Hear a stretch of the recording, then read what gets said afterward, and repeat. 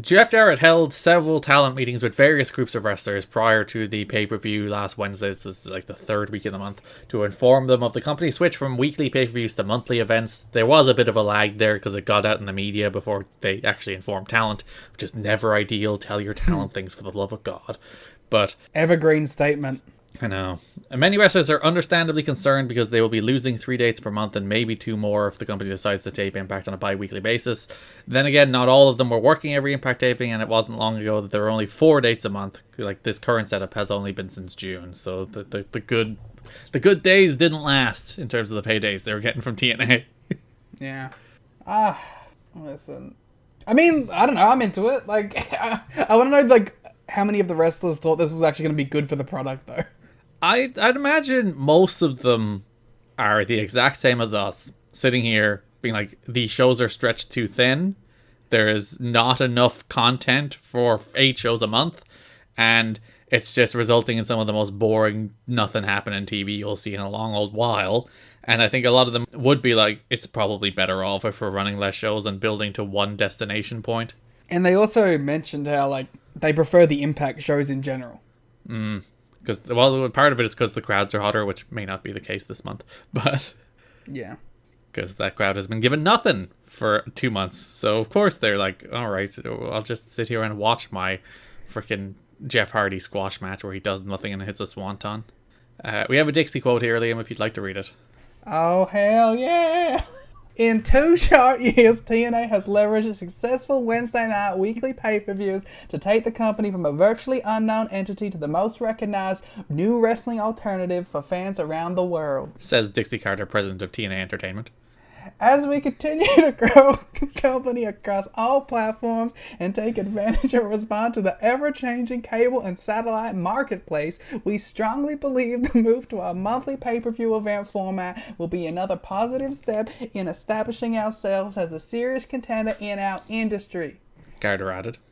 This change in business strategy has been very well received by our pay-per-view partners. Please follow me on Twitter. So like there's not much there. It's the classics like, oh, the industry is changing and we're changing with it, even though this weekly pay-per-view format never worked and would never work.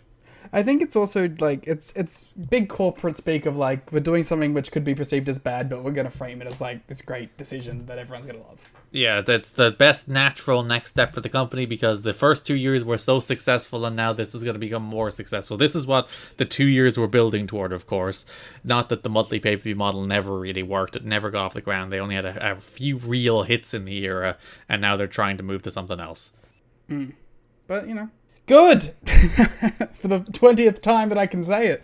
Speaking of random things that probably got misinterpreted, at the August 18th show, the word backstage was spreading that TNA might indeed be launching a 2-hour primetime show to help promote their monthly pay-per-views beginning in November. During the pre-show locker room meeting, Jerry Lynn stood up and asked whether Jeff Jarrett is considering adding a second hour to Impact, given they're getting rid of the 2-hour show. And Jarrett said, I'm way ahead of you. I'm way ahead of you, Jerry.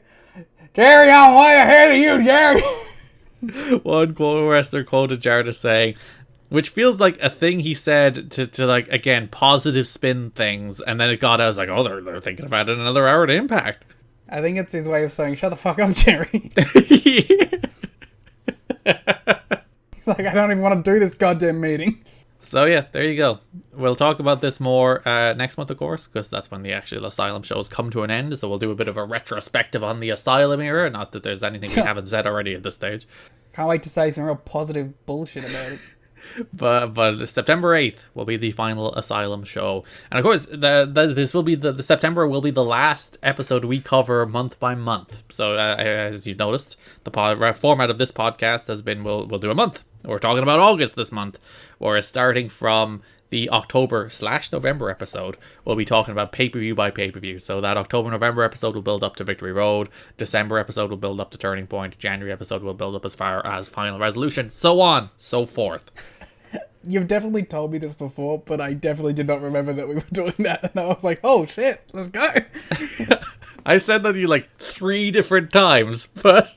Yeah, I don't remember. That was like 4 years ago when we started this.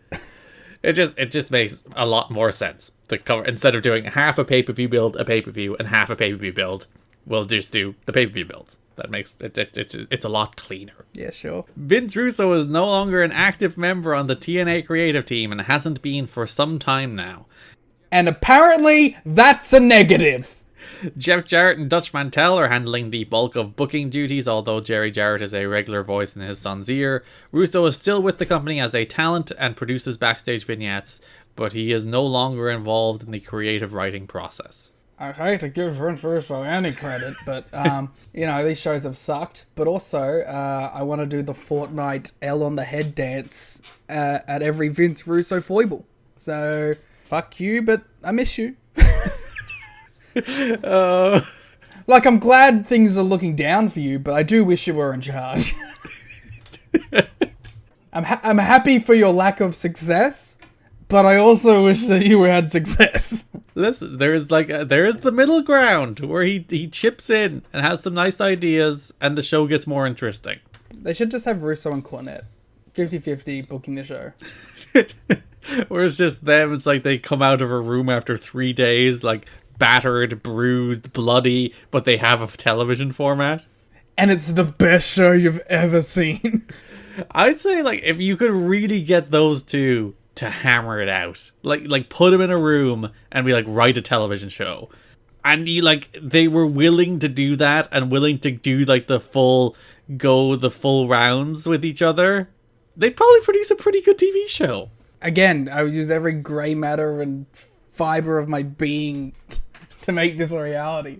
They should do that in 2022. They should combine their gimmicks of hating modern wrestling and form it into a new company where they work together. That would be a twist. With Jeff Jarrett. That would, randomly garner some interest, too. You know that people would be like, alright, I gotta watch the Vince Russo, Jim Cornette promotion.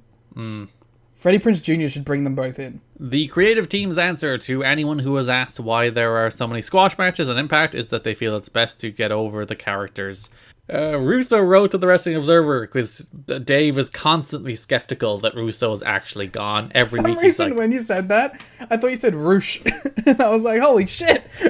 Roosh wrote into the Wrestling Observer about NWA-TNA? Yeah, he's giving his review. He's like, I love that Psychosis guy.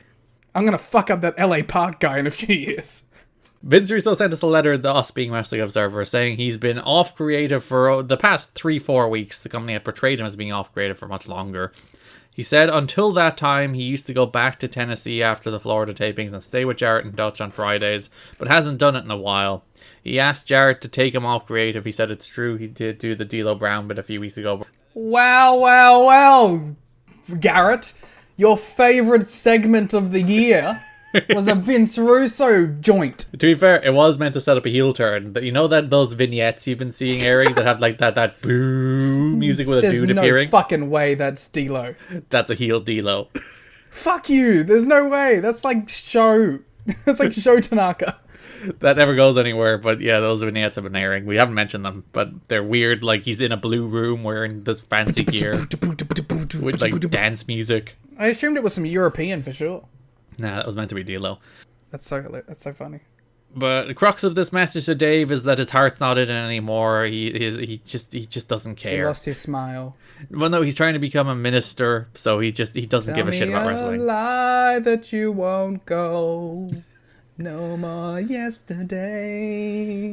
And if you watch him on the show, you see he doesn't care. You see it. You see it in the man's eyes, and also his mopey facial expressions. That's the character. The thing about it is, they now have like an on-screen replacement for him too. Like, just write him off, send him home. Well, that's ultimately what they're doing. That's where the Dusty and Russo stuff goes. It's toward the demise of Vinny Roo. Oh, Dusty could be the spice. Let Dusty book. Oh, what a good idea. Maybe Dixie will do that. See, I knew it. I put it out there, and you fucking just out of park, you know. Out of LA Park.